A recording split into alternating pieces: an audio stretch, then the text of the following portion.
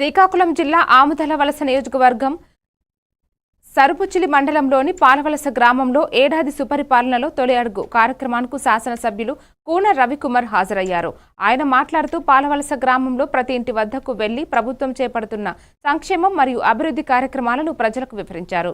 ప్రతి పేదవాడి కళ్లల్లో ఆనందం చూడడం కోసమే ముఖ్యమంత్రి చంద్రబాబు నాయుడు రాత్రి పగలు పనిచేస్తున్నారని చెప్పారు. ఈ కార్యక్రమంలో టీడీపీ ముఖ్య నాయకులు Chandrasekhar Yadav, DCCB chairman Sivala Suryam, TDP మండల అధ్యక్షులు అంబాల రాంబాబు, తెదేపా జిల్లా ఉప అధ్యక్షుడు నందివాడ గోవిందరావు, పల్లి సురేష్, తాడేల రాజారావు, టీడీపీ నాయకులు, అధిక సంఖ్యలో కార్యకర్తలు, యువత, మహిళలు, ప్రజలు పాల్గొన్నారు. 3 వరకు ఇస్తాం కదా, అంటే ఇప్పుడు ఏమనుకుంటున్నాం అంటే లేవు, కాలువలు బాగా చేయడం లేదు, ఒక బోరు పోతే బాగా చేయడం లేదు. మరి ఎందుకంటే ఆ పంచాయతీ సర్పంచ్ అసలు ఎక్కడ ఉండాలి? పంచాయతీ సర్పంచ్ ఎక్కడ ఉండాలి? చట్టం ప్రకారం ఎక్కడ ఉండాలి? 9,99,000 పంచాయతీలో ఉండాలి. ఆ సర్పంచ్ ఇక్కడ లేరు కదా, ఆ సర్పంచ్ సస్పెండ్ చేయి, ఫైల్ పెట్టు. మేనేజర్ కదా చెప్పను నేను నీట్గా. ఏమ్మా రైట్, ఏది ఉందా? గ్యాస్ సమస్యను పెడతాం. నీ ఫోన్ నెంబర్ చెప్పు. ఫోన్ నెంబర్ ఉందా?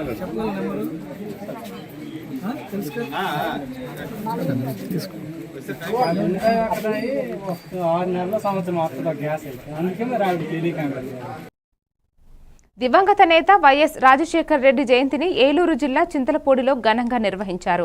టౌన్ ప్రెసిడెంట్ కొప్పుల నాగు ఆధ్వర్యంలో కార్యక్రమాన్ని నిర్వహించారు.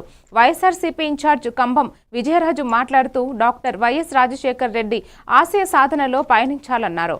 పార్టీ నాయకులు, కార్యకర్తలు పాల్గొన్నారు.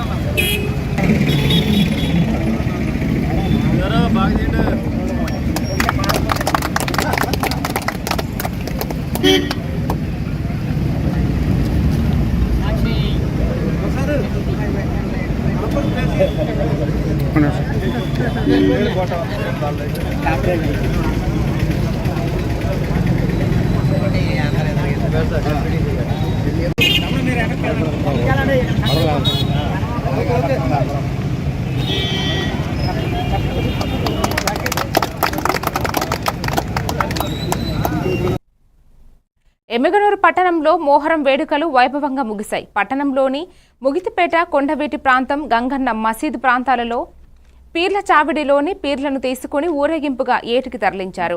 గంధపు దేవుని పీర్ల చావిడి ఉత్సవ కమిటీ నిర్వాహకులు బోర్డుబండ్ల రాము ఆధ్వర్యంలో కమిటీ సభ్యులు భక్తజన సందోహం మధ్యలో పీర్లను ఊరేగించారు. పట్టణ సిఐ శ్రీనివాసుడు ఆధ్వర్యంలో పోలీసులు గట్టి బందోబస్తును పర్యవేక్షించారు.